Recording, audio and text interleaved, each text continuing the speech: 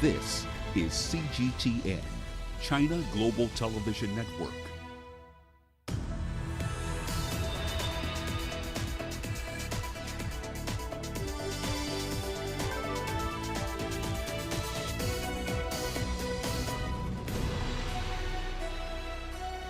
Hello there, welcome to this edition of Global Business Africa. In the course of the hour, we'll run through the business news stories you need to know about from the continent and beyond. But first, a quick run through the markets. It's been a mostly positive day across the indices that we do track on the program. With today's rise of about 0.3%, the top 40 is marginally positive so far this week. Sanlam and the German insurer Allianz are exploring a transaction of some kind concerning their respective businesses on the continent outside South Africa. Sanlam shares closed at least 2% higher, nearly making it positive on a year-to-date basis. Across the Atlantic, US indices started the day in positive territory as well. The Nasdaq 0.8% higher at 1614 GMT, up nearly 2% so far this week. Over the same time frame, the S&P 500 was 1.3% higher as well. Here's what's coming up tonight. Uncertainty in Sudan after reports emerged that the Prime Minister intends to resign. A study in South Africa indicates that the Omicron variant of COVID has a significantly lower risk of hospitalization.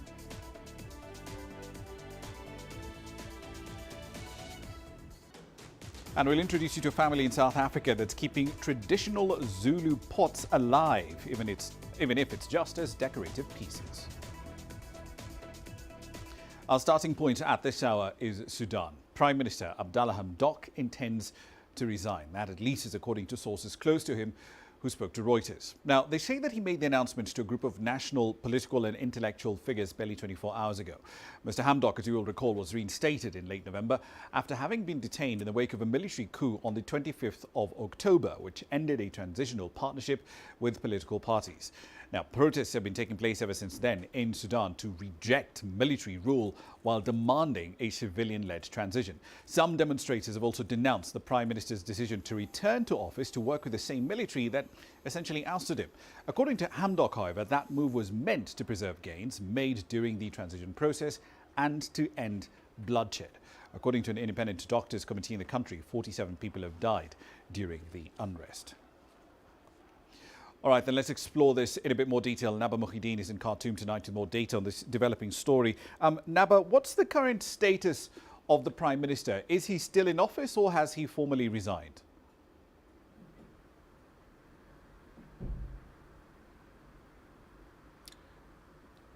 Hi, Ramah. He's still in office, but there is some sources said he will resign within 24 hours. But it's not confirmed news because in the same time this news were citing the Prime Minister is still appointing some people. Like this morning he appointed a new director for the national TV and he appointed new people in positions, so he's still in office and doing his work.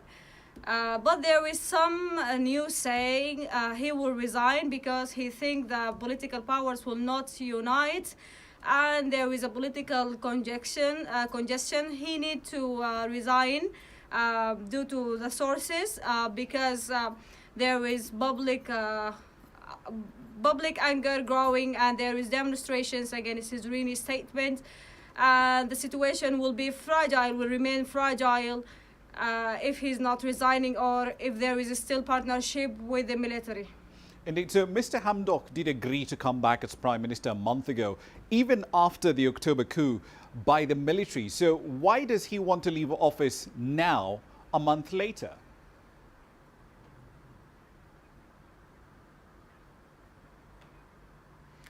Because after his reinstatement, the public anger and the protests that we saw were so big and even his reinstatement complicated the political scene. It did not resolve anything to the extent that till this moment there is no government formed or none of the governance structures and nothing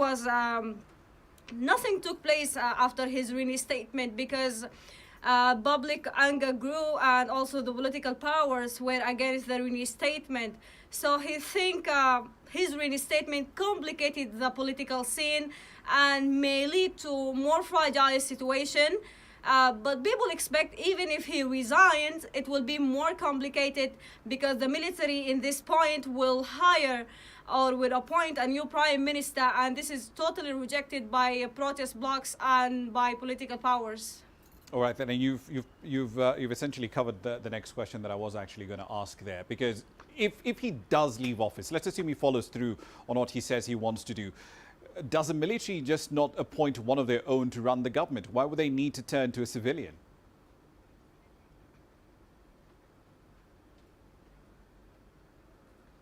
Actually, it will be a political gap, maybe more than the current situation. It will be a political gap and constitutional absence. So the military, if they continue in the coup, they need to appoint someone to fill this political gap. And this will bring more anger and more protests against it, because the reinstatement of Abdullah Hamdok gave the military a political facade or a political incubator. So if he resigned and they appointed someone else, I think the fragile situation and the public anger will be even bigger, and the reaction will be so bigger. Other thing in the international community, if Hamdok resigned from his position, it will be so complicated for Sudan to rejoin the international community or to resume the plans of financial institutions or to do anything, because Hamdok is a key player in rejoining Sudan and engaging Sudan in the international community. So it will be more complicated situation if they appointed anyone else. Indeed, it's going to be an interesting story to follow. Naba Mohideen there joining us from Khartoum. Thank you. Now, a study from South Africa suggests that the reduced risks of hospitalization of hospitalization and severe disease in people infected with the Omicron coronavirus variant compared to the Delta one. The authors of this study, however, say that high population immunity might be part of the reason why we're seeing this. Questions about Omicron's virulence are at the heart of scientific and political debate in many countries around the world, as governments are grappling with how to respond to the spread of the variant, while researchers are racing to understand it even better. Now, this new study, I should point out, has not yet been peer-reviewed, but it sought to assess the severity of disease by comparing data about Omicron infections in October, November with data about Delta-linked infections between April and November. All of them, of course, in South Africa. Same period, we looked at people with Omicron to those without Omicron, and we found that in this period there was an 80% reduced chance of being admitted to hospital if you had Omicron versus not having Omicron. We compared in the purple the people with Omicron or S gene target failure in October to November to all the people we had in our database with sequencing data of Delta infection. And in this analysis, we just looked amongst admitted people, and we found that amongst people admitted to hospital, those with Delta, those with Omicron, were 70% less likely to develop severe disease compared to Delta.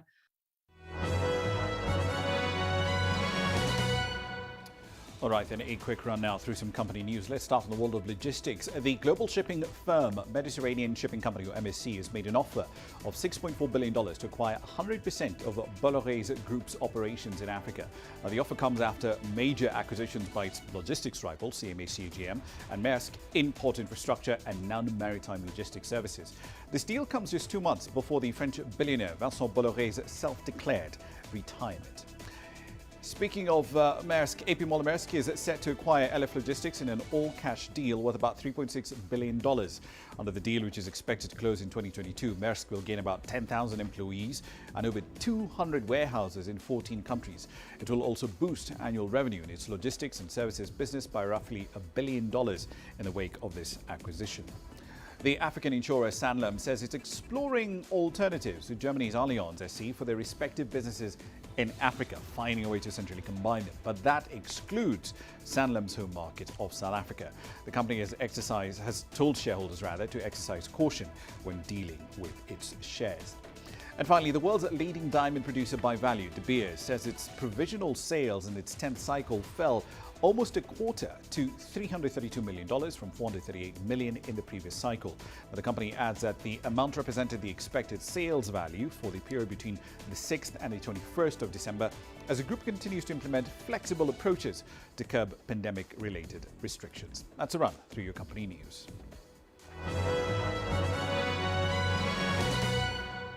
You're watching Global Business Africa. Plenty more content coming up, including this.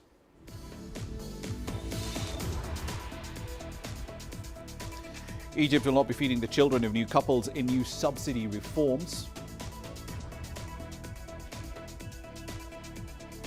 And Libyan authorities are considering contracting private oil firms to manage their facilities. We'll have the details next. The world economy as we know it is about to change. Global business reports highlight emerging markets, developing countries, and dynamic sectors worldwide. We feature top analysts and newsmakers to provide perspectives on every facet of business. From an on-the-ground perspective, we provide you with balanced and objective assessments. Fast, sharp, and insightful. Global Business, only on CGTN.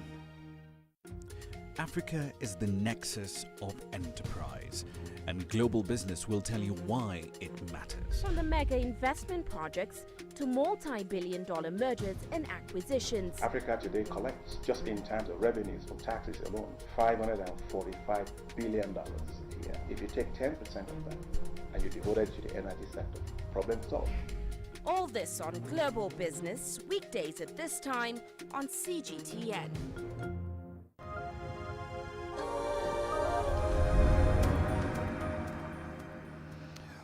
Welcome back to the program. Let's revisit that story from South Africa. An interesting study coming out there suggesting that if you're infected with the Omicron coronavirus variant, your risk of being hospitalized or developing severe disease is a lot lower than if you're infected with the Delta variant. Now, the authors, of course, have pointed out that high population immunity might be part of the reason for this, but questions around the virulence of the Omicron variant are at the heart of scientific and political debate in many countries. Let's explore this in a bit more detail. Dr. Aslam Dusu is the co-convener of the Progressive Health Forum. He joins us now live on the program from South Africa. Thank you very much for your time, sir. So, let's start with that big caveat from the study authors, because, you know, South Africa's had the biggest COVID-19 caseload for a while across the entire continent. So to what extent can we say that these low odds that we're seeing of severe disease and hospitalization are because we've had such widespread infection in South Africa? Good evening. I think it's important that we contextualize this. The Omicron variant is quite a unique variant among all those that we have seen, in that it has several mutations that is making it amenable to massive transmission at great speed. And this is being seen around the world. And it's doing this in two ways. One, it seems to have a better ability to latch onto the receptors in the upper respiratory airways of people far more efficiently than other variants. And the second major issue is that it seems to be evading existing immune responses to a certain degree that would allow it to infect cells. So on that basis alone, it's quite remarkable. It's had an astonishing speed of spread. Now, in South Africa, what we have noticed is a decoupling of the hospitalizations from the number of cases, and this is in keeping with, well, it's not in keeping, I beg your pardon, with what has come before. For example, during the Delta wave, variant wave, and the Beta variant wave, we saw quite a high degree of hospitalization accompanying this infection, and this is not the case here.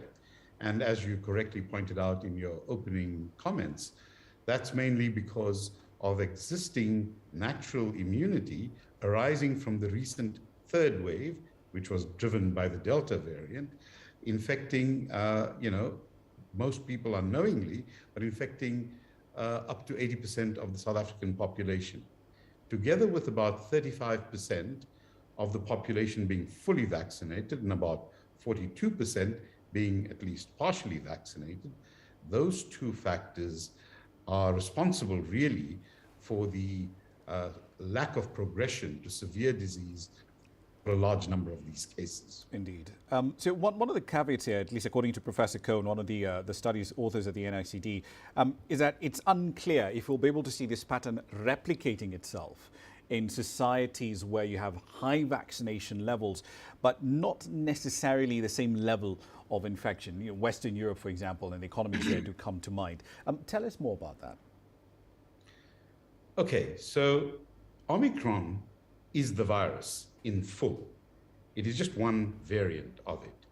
So to put that in context, if Omicron had emerged, say, at the beginning of this year in South Africa, we would have had an outbreak of infection and a surge in infection that would have rivaled what happened in India when they first experienced the Delta surge. We might have been picking up bodies off the street. It is the virus in full. So now that we know that, and we also know that we are protected to a greater extent, you know, one can explain these issues. And the caveats that I think the paper correctly points out is to avoid getting ahead of ourselves here. If, for example, and you mentioned Europe, if the rates of infection exceed what we have seen before with the other variants, then despite the fact that there is a lower rate of severe disease and death, the absolute numbers will mean that there are going to be more people who get very ill and die. You know, and I think that's being experienced in Europe. Now, it's not clear yet why that is the case, because Europe does have a high degree of vaccination, and it's perhaps that they were, you know, not as widely affected by natural infection, but you know, that is something we'll have to find out later. At the moment, I agree, countries in the north are experiencing a surge unlike any they have seen before, and it's very worrying from that point of view. It's also important to kind of curb our enthusiasm and avoid, you know, Celebrating a bit too early. Yes, we have to be very careful. This is just one variant, and we know that with the force of infection, new variants emerge much more quickly. And even if we in South Africa experience a less severe wave than, say, the Delta wave, it doesn't mean that another variant won't do worse than Delta. So we're not out of the woods by any means. Right. And I think, you know, a stoic reserve and a studied reserve is necessary. And really, as I said, we shouldn't be getting out ahead of ourselves. As I've heard a number of people make comments in that regard, that we're probably at the beginning of the end. We have no way of knowing whatsoever, and we should avoid making that kind of, or reaching that kind of conclusion. All right, then. Thank you very much. Dr. Aslam Disu, co-convener of the Progressive Health Forum there, joining us from South Africa. Now, let's head up north. Egypt's President Abdel Fattah al-Sisi says that new subsidy cards for basic goods will cover no more than 2 people. He's also warning newlyweds that they should no longer expect the state to be feeding their children. Subsidy cards are issued by the Ministry of Supply, and beneficiaries have previously been able to routinely add individuals if their family grew, for example, due to the birth of a child. This comes after the president announced back in August that it was time to increase the price of subsidized bread. The country's sprawling subsidy program provides a range of basic items from bread to rice and sugar to more than 60 million Egyptians. Some 30% of the population fall beneath the government's poverty line. Many do struggle without running water or sanitation. All right, then. So let's explore these subsidy changes that we're seeing up north. Adel El-Marouki now joins us now from Cairo with more data on this. So, Adel, other than limiting the number of subsidy ration cards per family, what other changes is the president intending to put in place? Well, the Egyptian president did not give any further details except about the number of families. And it's in itself a very bold move by the president. And it's not unusual for him. He has taken major economic steps to cut the subsidies cost and in turn cut the government budget. But as you've mentioned briefly, what will happen that no change will affect families who have already their ration card and at the same time have a certain amount of members.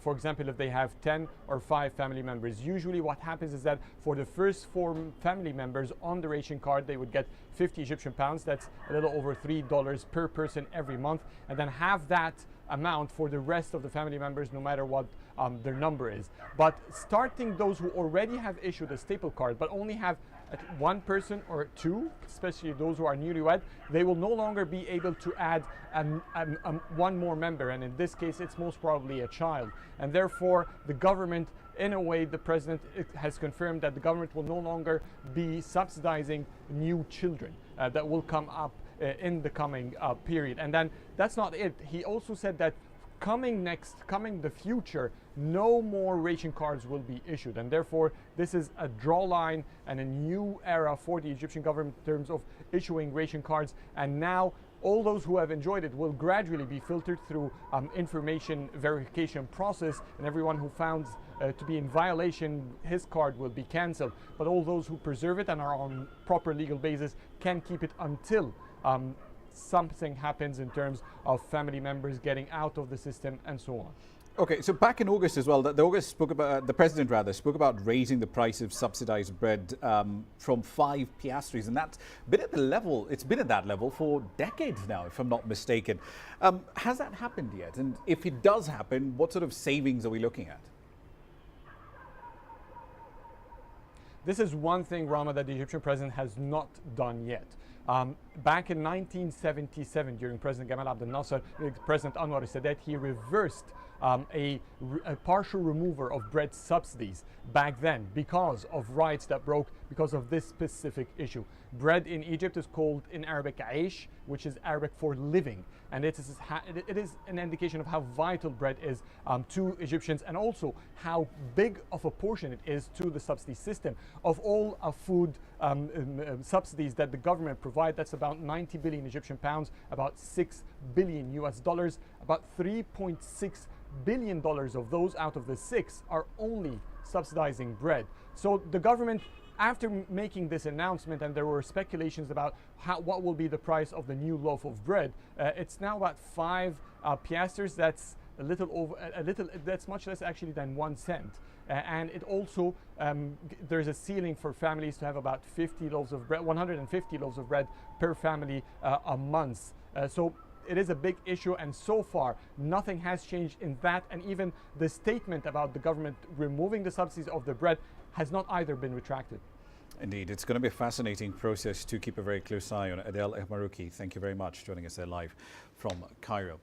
Now, let's move over to Libya. The country is thinking about contracting private oil companies in order to manage its facilities. The objective is to compensate workers according to their production, and bonuses to those that meet targets, and to penalize those who don't meet their targets. Now, the news comes at a time when at least 4 oil fields are witnessing strikes, decreasing the national oil output by at least a quarter. Adel Mahrouki filed this report. Moving on a national plan to bring back its oil production from 1.25 million barrels daily to 1.4 million, Libya's interim government is considering hiring foreign companies to lead the task. Petroleum Minister Mohammed Aoun says the country aims to reach 2.1 million barrels and 4 million cubic feet of natural gas daily within the next 5 years. Reaching that target, however, will need an increase in employees' efficiency. To do so, Libya wants these foreign companies to pay the oil and gas workforce based on productivity of each field. Currently, it is very difficult to keep oil production efficient. The political scene, of course, has a great impact on all sectors, including oil. Oil production needs to be modernized with new technologies to operate and connect fields. That needs foreign investments. Investments need stability.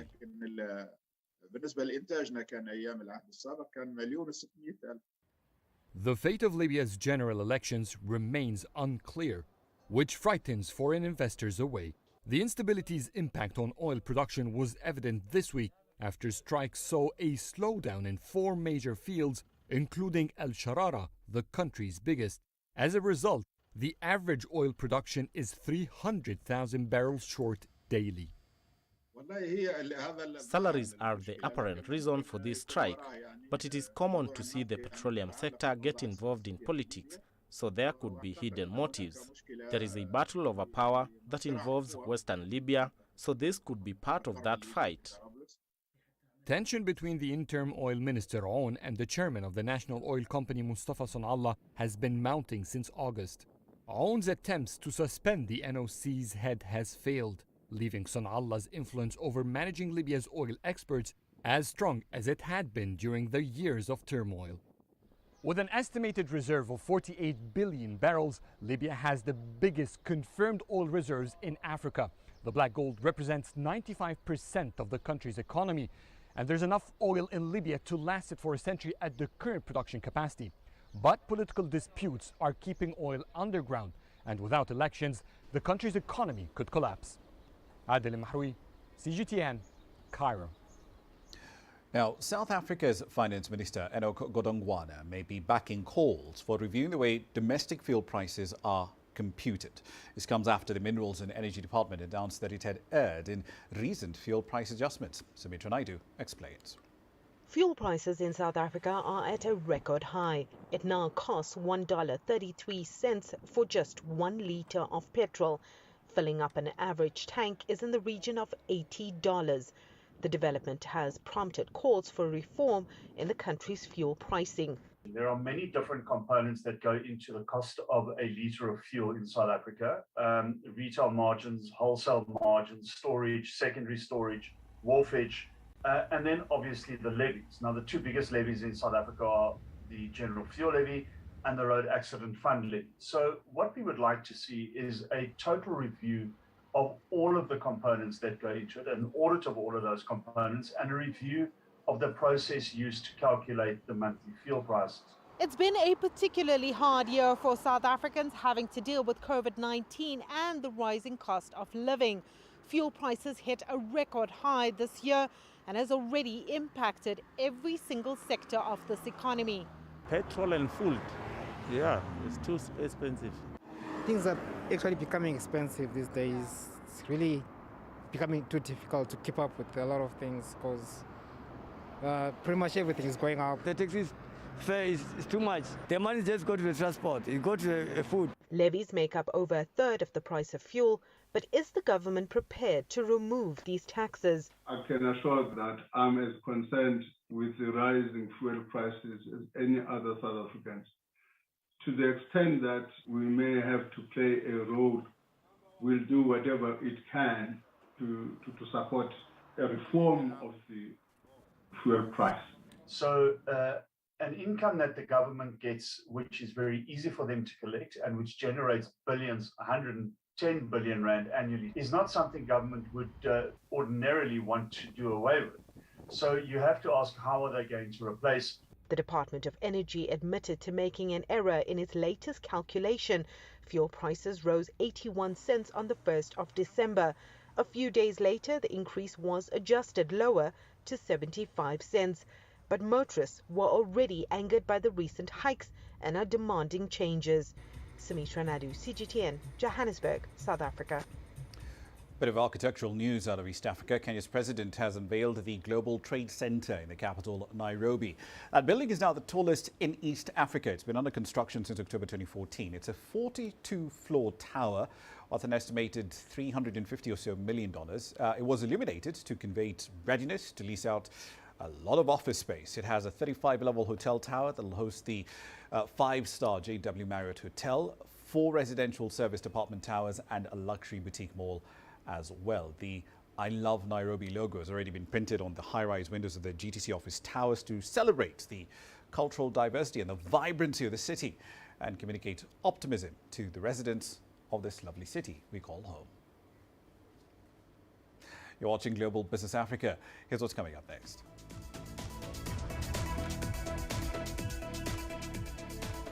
The European Commission is proposing 3 new taxes to repay the joint borrowing of coronavirus recovery funds. And according to the World Digital Forum, a lot more Chinese tech firms are looking for opportunities outside the world's second largest economy. The details coming up next. Change is on the horizon. Through the shifting of time, Africa's emerging tech landscape is creating new channels. There's a hunger for local African content globally.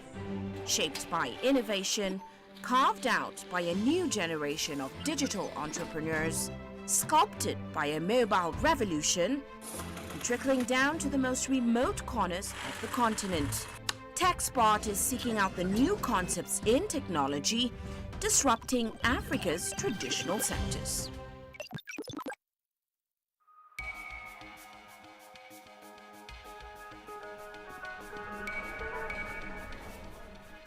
You're watching breaking news on CGTN.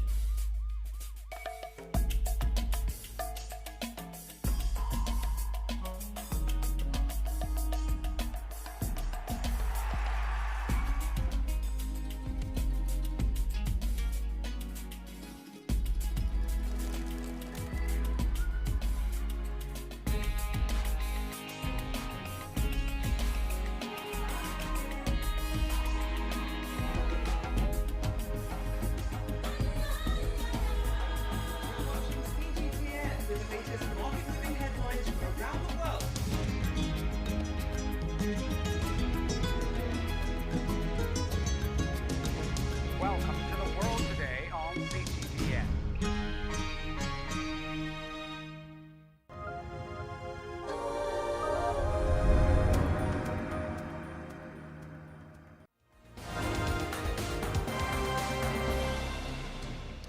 Welcome back to the program. These are some of the stories making your headlines at this hour.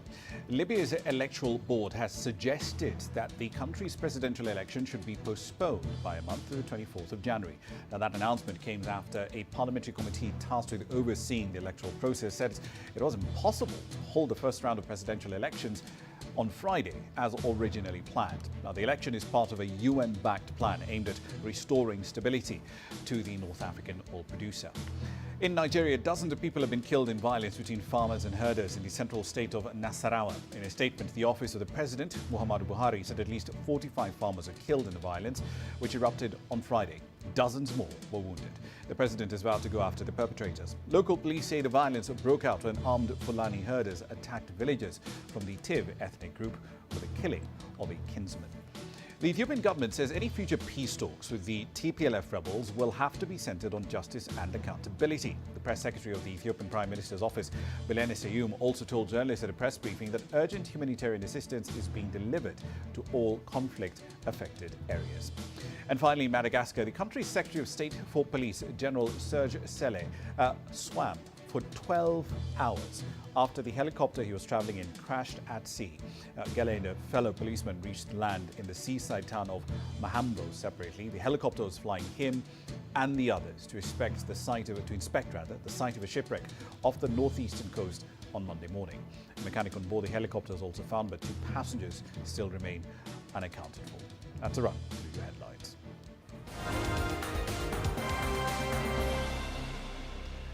Now, away from the continent, the European Commission has proposed 3 new taxes in the 27-member bloc. The move is aimed at boosting funds to repay the joint borrowing of all EU governments for the $906.7 billion recovery fund. Now, the Commission's proposal includes a common set of rules on how to calculate the globally agreed to 15% effective tax rate so that it consistently applies across the EU. The first proposal includes a minimum tax rate applicable to companies with combined revenues of over $850 million a year. The second would introduce a levy on carbon dioxide emitted by fuels for buildings and vehicles under a new carbon market. The third would tax imports of goods made in countries with weaker CO2 emission standards.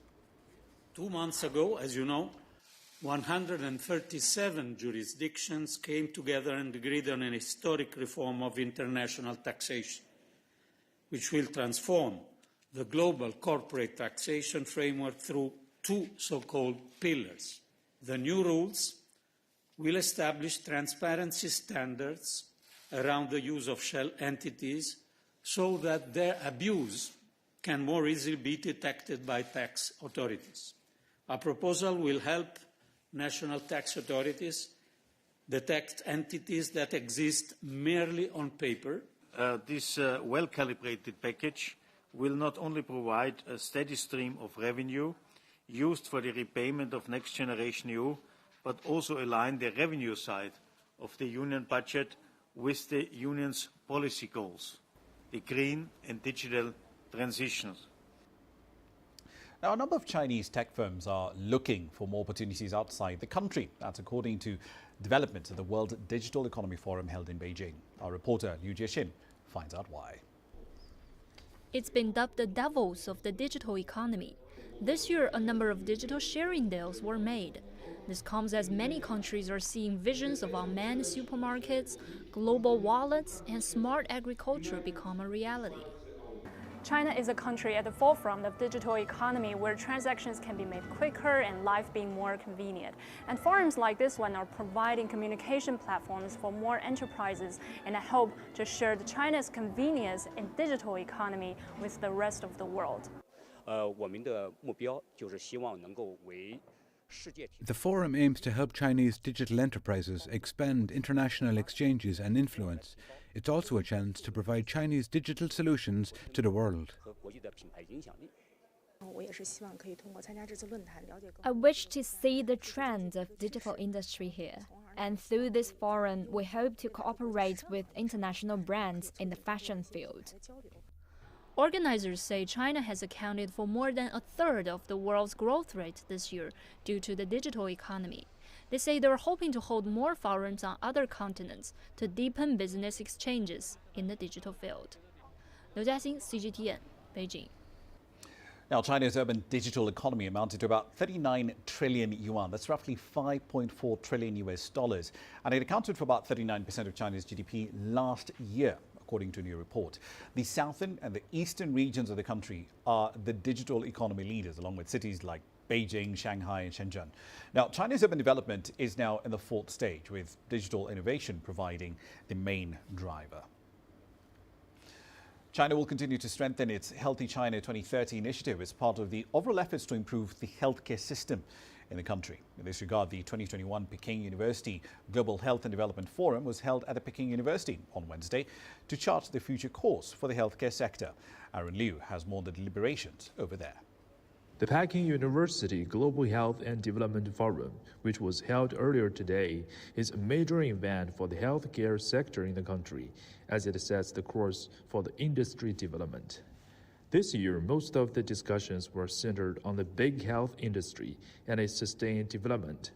Big health in the China context means all direct and adjacent sectors that provide a comprehensive range of products and services that covers healthcare over the entire lives of citizens in sickness or in health. In 2022, we should be able to allocate the resources between our interventions to fight against both communicable and non-communicable diseases next year. And these better allocation resources to fight against these diseases should be in our long-term planning and our long-term arrangement in healthcare policy settings and our health service delivery. Experts say the big health industry can change the development mode of the traditional medical industry from a single medical treatment mode to an integrated mode of life and health, fundamentally solving the current healthcare dilemma in society and improving people's health quality and happiness. So for digital health, I think looking ahead, we should capitalize on what we learned during the pandemic and promote things like telemedicine, the electronic health record, and also if these can be combined with other technologies such as artificial intelligence, this will greatly improve the efficiency of healthcare. So looking ahead, I think we should keep improving people's health literacy and promoting a healthy lifestyle and change their behaviors. Medical science improvement and development is critical for a successful fight against the COVID-19 pandemic. The last 2 years' experience repeatedly improve this. The last but not the least is more financial resources should be put in the fight against COVID-19 pandemic. China's economy is gradually recovering from the huge impact of the epidemic. The country's economic structure is also witnessing a major transformation, with the global data estimating China's big health sector to be around 8 trillion yuan last year. Experts expect the sector to double its value to 16 trillion yuan by 2030. Aaron Liu, CGTN, Beijing. Now, Malaysia has seen the highest rate of COVID deaths in Southeast and East Asia per million population, despite having a relatively robust healthcare system. But it may be no coincidence that it also happens to have the highest rate of obesity in the regions too. On the other end of the scale, though, 20% of children under 5 in Malaysia are classified as being stunted due to malnutrition. That's 3 times higher than the average for a middle-income country. An innovative project, however, is aiming to make sure that the urban poor to get a welcome nutritional boost. Ryan Meltzer filed this report from Kuala Lumpur. The number of people relying on food handouts has grown sharply in Malaysia during the pandemic, worsening a combination of food insecurity and poor dietary choices, of obesity and childhood malnutrition. One man is seeking to nurture better habits, as well as giving a healthy boost to low-income families, providing them with terrariums filled with lengthily composted soil and organic vegetables that self-regenerate. Basically, we have shrunk down a big greenhouse into a greenhouse box, put in your home without you being a farmer. We are bringing back the indigenous vegetables. We have 5 varieties now. We do not want to plant anything the soy farmers are planting so that we don't disturb their income. So we are planting not commercial vegetables. They are packed with nutrient dense. When you harvest, it will grow again. It will self-regenerate again. And you only have to water it twice a week. Families in this sprawling government housing project have been the first to benefit. It is quite difficult because the price of goods keeps going up. It's hard to afford proper food. I have many children. I am very, very happy to have this terrarium box because now I can make sure the kids get their vegetables, get the nutrients they need to stay healthy. Tang says the organic terrariums are sparking conversations about nutrition and bringing families closer together. June Locke, who tends a terrarium with her daughter, agrees. I really appreciate that I have this box. Sometimes in 1 week, twice, we can harvest the plant. I feel this is the more nutrition for us already with this veggie. Our advocacy is ethical farming, making safe, nutritious food accessible to all economic backgrounds. The terrarium project has gained the support of local corporations and the attention of local and international agencies keen to see it ramp up in Malaysia and elsewhere. Ryan Meltzer, CGTN, Kuala Lumpur. All right, then a quick run through commodity prices. So far in December, Brent crude has gone up by around 8%, but they've struggled to get past the $76 a barrel level. Coming to one of the largest producers of oil in the continent, Nigeria, legislators over there have approved a $38 billion budget for 2022, but the oil price assumption was raised to $62 a barrel. That's nearly 10% higher than the target initially set by the executive when they presented the draft budget to the House. The oil output target also has a couple of question marks around it. Legislators didn't change that. It's still at 1.88 million barrels a day, including about 340,000 barrels a day of condensates. But the country's actual oil output was roughly 20% below that, 1.4 million barrels a day in the month of November. So you've got to wonder, where's that extra 40,000 barrels a day going to come from? Here's what's coming up next.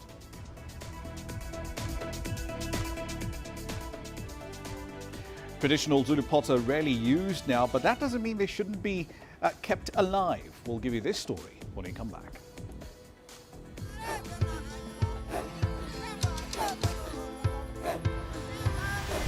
Africa is a continent of diversity, with varied climates and enchanting geography, and a people so distinct, but with a shared enduring spirit. we are at the heart of the continent to bring you the untold stories. Let's have a look. We celebrate Africa as it shapes its own destiny. Tunis, Cairo, Syria, Juba, Johannesburg, Ethiopia, Tanzania. Africa Live. Find your voice.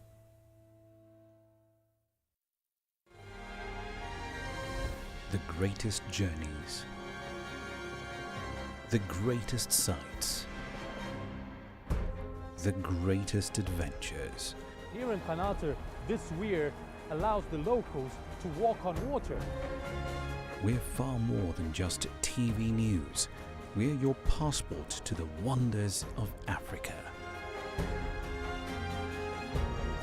To bring you stories of struggle, survival, and hope.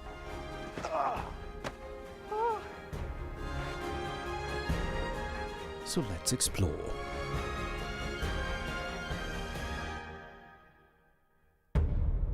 CGTN. See the difference.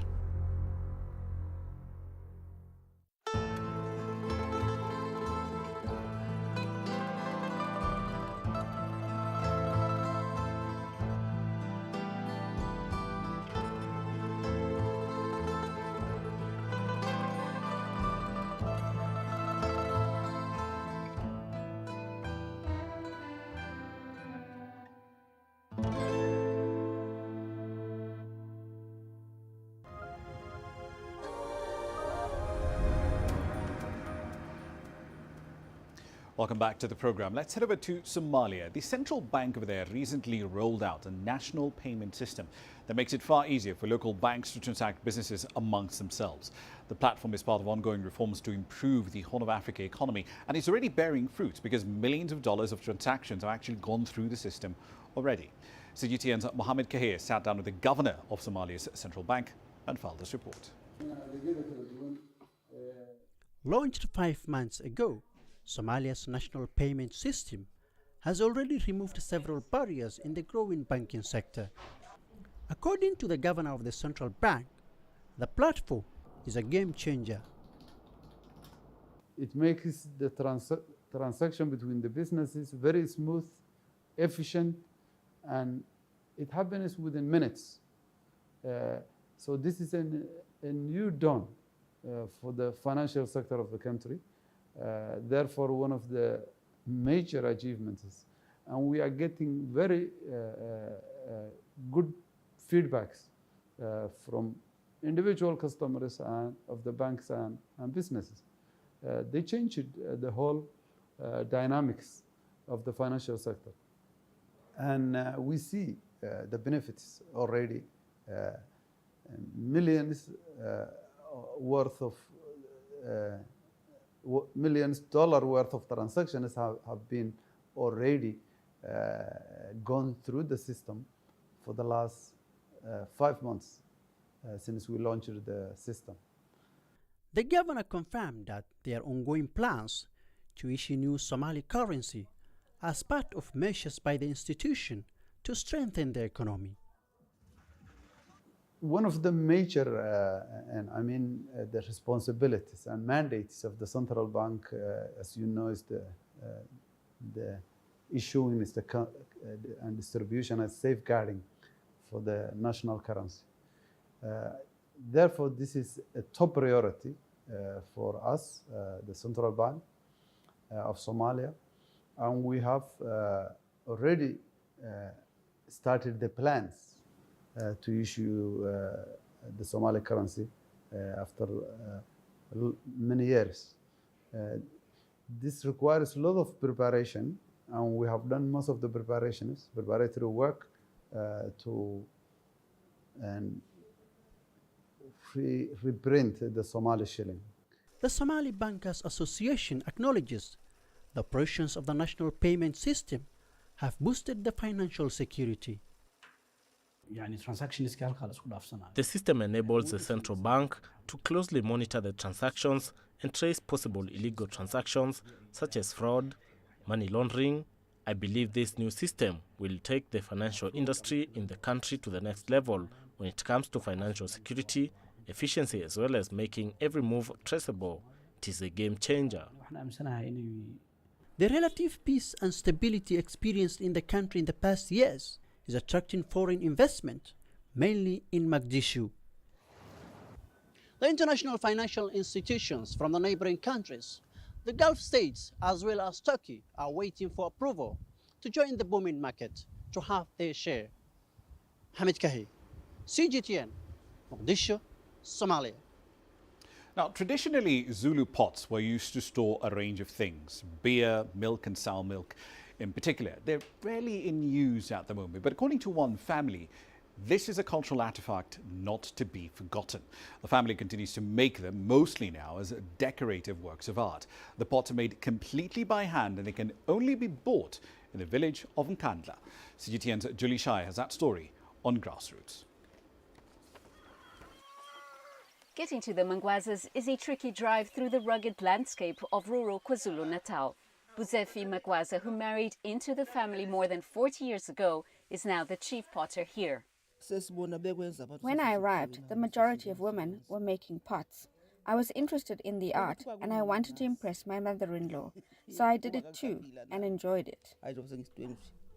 Buzefi has since kept the Zulu tradition alive. The Magwaza pots are handcrafted with clay from the nearby river, which is finely ground and sifted.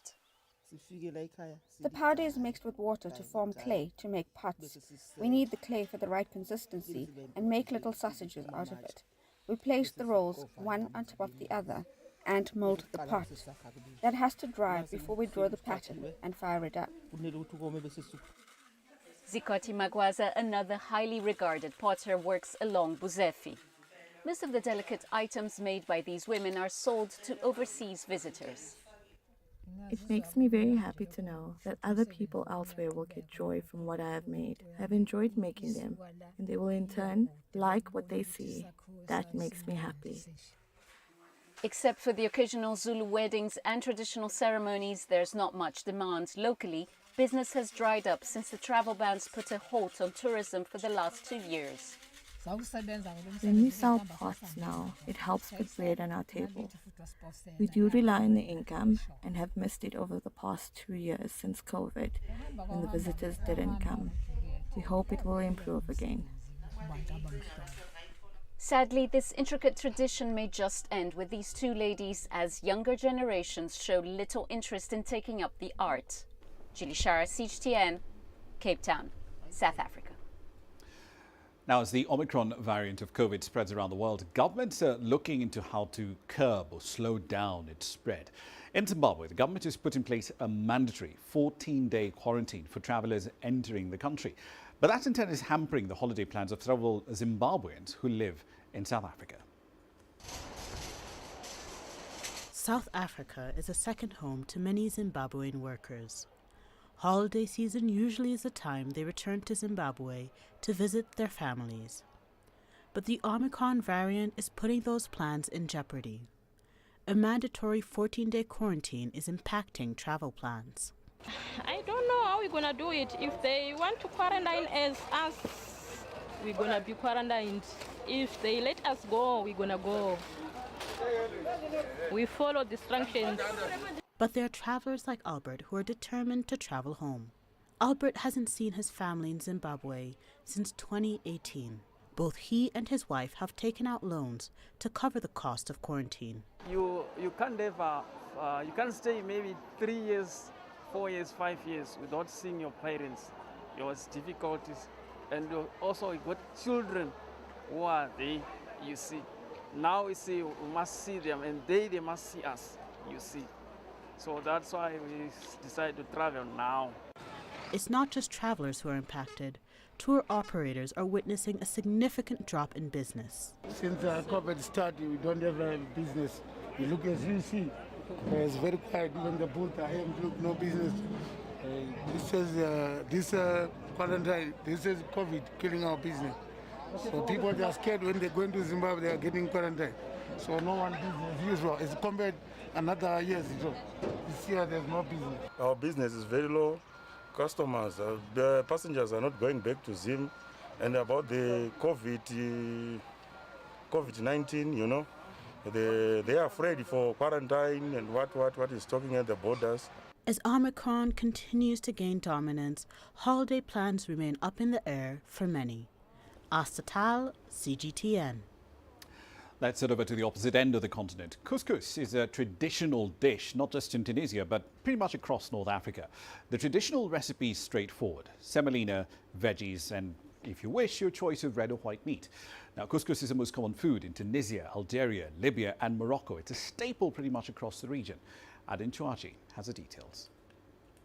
This annual festival gathers the best couscous chefs who make traditional recipes or innovate by adding new flavors and ingredients. Tunisian couscous chefs believe that the traditional dish remains the best for local consumers. It is usually prepared from wheat or barley. Couscous can also be made using maize or millet ground into semolina. It is then rolled into small balls, soaked and steamed repeatedly. I'm making couscous and selling this tasty food to companies, families, shops, tourists and ordinary clients who like the traditional taste of this dish. Couscous has changed my life. Now I want others to learn how to make it.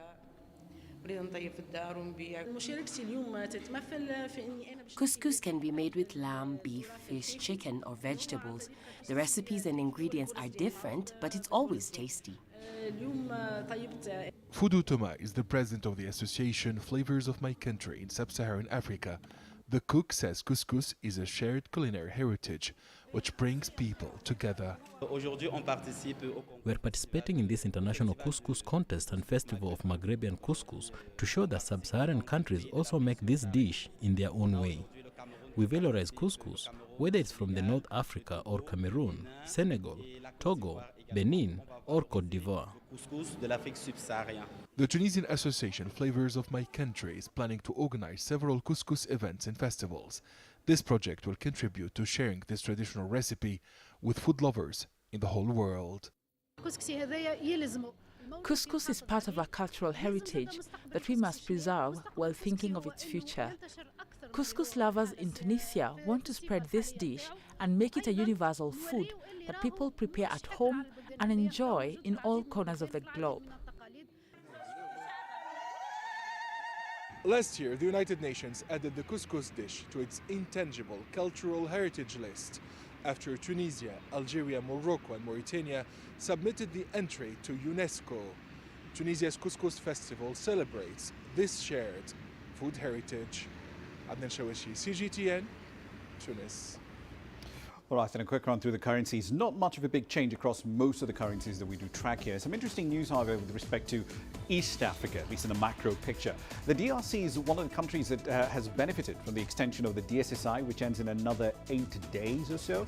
The country is also the continent's biggest exporter of copper, and it's home to significant cobalt deposits. A ton of cobalt is going for around $70,000 at the London metals market at the moment. But also the DRC has applied to join the East African Community, and that group decided today to speed up the accession talks for the DRC. It's going to be interesting to see exactly what that grouping will look like with the DRC as an extra member. That's it for this edition of Global Business Africa. As always, we'd like to hear your thoughts on the content you've seen on the program in the last hour. Many ways to get your feedback back to us, all of them on your screens right now. I'm Ramah Nyang from the Kenyan capital, Nairobi. Thank you for your company in the last hour. The world today is up